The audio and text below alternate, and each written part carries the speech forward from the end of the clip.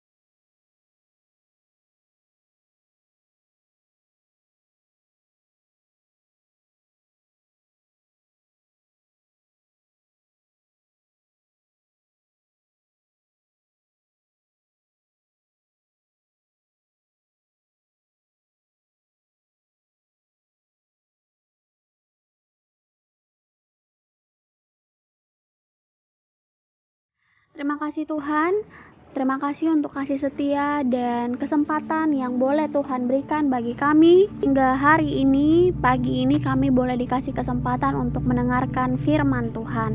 Berkati Ibu Sonya yang akan memberitakan firman Tuhan, berkati kami yang mendengar di rumah kami masing-masing, sehingga firman yang boleh kami dengar, boleh kami lakukan di dalam kehidupan sehari-hari. Tuhan yang pimpin firman yang akan kami dengar pagi hari ini.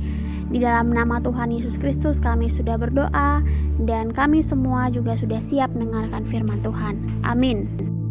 Nah, anak-anak kelas 3 dan juga anak-anak kelas 4, renungan atau devosi pagi hari ini terambil dari kitab Yosua pasal yang ke-14. Nah, kamu bisa baca sendiri di rumah ayat dari pasal 14 ini dari kitab Yosua ya. Nah, judul perikop kalau di Alkitab itu tertulis tentang pembagian tanah Kanaan. Tetapi Ibu Sonya pagi hari ini mau menyampaikan tentang tanggung jawab manusia. Nah, ada beberapa ayat yang akan Ibu Sonya baca. Ibu Sonya akan mulai dengan ayat yang pertama dari Yosua 14 ini. Inilah semua yang diterima oleh orang Israel sebagai milik pusaka di tanah Kanaan yang telah dibagikan kepada orang Israel oleh Imam Eliezer dan Yosua bin Nun dan para kepala kaum keluarga dari suku-suku mereka. Jadi pembagian tanah Kanaan itu dilakukan di pasal kitab Yosua ini dilakukan oleh Yosua. Karena Yosua ini udah menjadi tua dan mungkin dia tidak akan hidup sampai seluruh Kanaan itu berhasil ditaklukkan dan bangsa Israel masuk di dalam tanah Kanaan. Jadi bangsa Israel harus bisa berjuang untuk merebut tanah Kanaan. Tentunya tidak lepas dari pimpinan Tuhan. Ya, jadi ini sama dengan kehidupan kita, bagaimana Allah sudah kasih kita keselamatan dengan kematian Kristus di atas kayu salib. Lalu apa yang kita lakukan setelahnya? Kita harus berjuang di dalam kehidupan kita bukan untuk memperoleh keselamatan itu, tetapi sebagai bukti kita bersyukur karena mendapatkan keselamatan itu. Jadi Yosua sudah berumur 90 sampai 100 tahun ya kira-kira. Dia pada saat itu bagi seluruh bangsa Israel tanah-tanah Kanaan, tanah-tanah milik yang akan menjadi milik bangsa Israel. Oke. Nah, selanjutnya Ibu Sonya akan membacakan ayat yang kedua.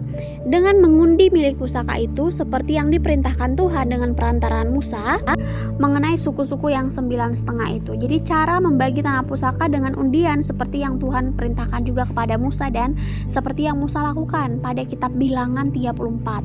Nah, Ibu Sonya pernah membawakan devosi ini ya dari kitab Bilangan. Jadi Musa membagi sebelah timur sungai Yordan itu kepada suku Ruben, Gad, Manasye. Jadi sisanya itu dibagi oleh Yosua di pasal yang ke-14 ini. Oke. Nah, selanjutnya kita akan masuk di ayat yang ke-6 dan ayat yang ke-9. Panjang ayatnya. Nanti anak-anak bisa baca ayat ini di Alkitabnya masing-masing. Di bagian ini cerita tentang si Kaleb. Jadi Kaleb juga mendapatkan bagian atau tanah pusaka dari Kanaan. Jadi Musa sudah bersumpah, katanya semua tanah, sesungguhnya tanah yang diinjak oleh kakimu ini siapa, oleh Kaleb, itu akan menjadi milik pusakanya Kaleb. Nah, jadi Kaleb ini diizinkan untuk memilih tanah pusakanya sendiri. Jadi tanah yang diinjak oleh Kaleb akan menjadi miliknya. Nah, ini sesuai dengan sumpah dan janji Musa. Sebab Kaleb ini telah mengikuti Tuhan. Dia mengintai tanah Kanaan dan memberikan laporan yang jujur tentang pengintaiannya waktu 12 pengintai, cerita 12 pengintai. Jadi Tuhan menjanjikan pegunungan di sebelah selatan kepada Kaleb. Jadi Kaleb memperoleh tanah Hebron dan beberapa daerah sekitarnya. Ini ada di ayat yang ke-6 sampai ayat yang ke-9 ya. Nah, lebih luar biasanya lagi, Kaleb gak sendiri. Jadi Tuhan juga kasih suku Yehuda ini tanah di sebelah selatan, yaitu di sekitar Hebron juga, supaya bisa bersama-sama dengan Kaleb ya.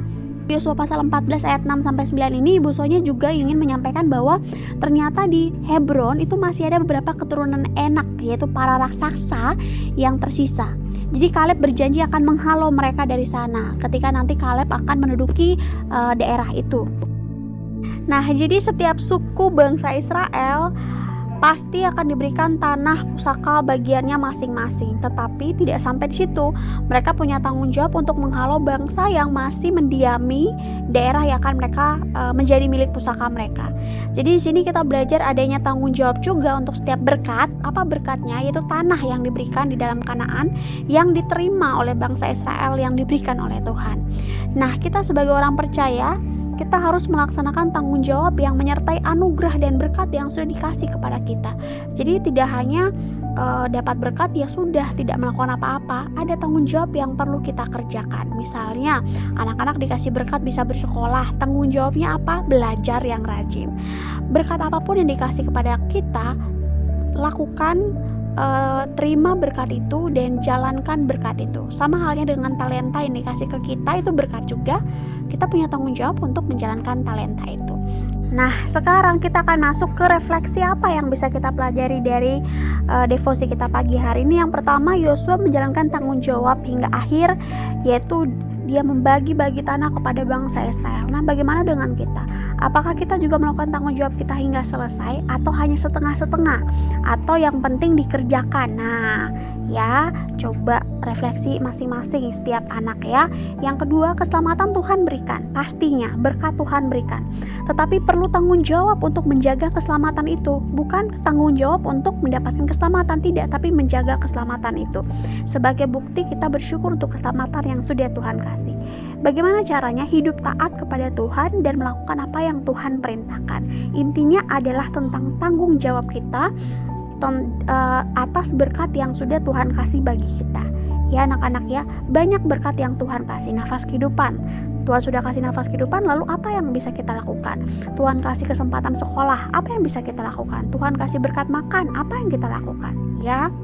Nah, demikian devosi kita pagi hari ini. Mari sama-sama kita semua berdoa. Terima kasih Tuhan untuk firman yang sudah kami dengar pagi hari ini. Kiranya kami dikuatkan dan diingatkan tentang tanggung jawab. Dan kami mensyukuri setiap berkat-berkat yang boleh Tuhan kasih dan menjalankannya sebagai bentuk tanggung jawab kami atas syukur kami dengan berkat dan anugerah yang boleh Tuhan kasih bagi setiap daripada kami. Kami akan belajar, berikan kami hikmat, kepintaran. Kami yang sakit Tuhan pulihkan. Bahkan setiap keluarga kami yang sedang bekerja juga Tuhan berkati. Terima kasih Tuhan, di dalam nama Tuhan Yesus kami sudah berdoa. Haleluya. Amin.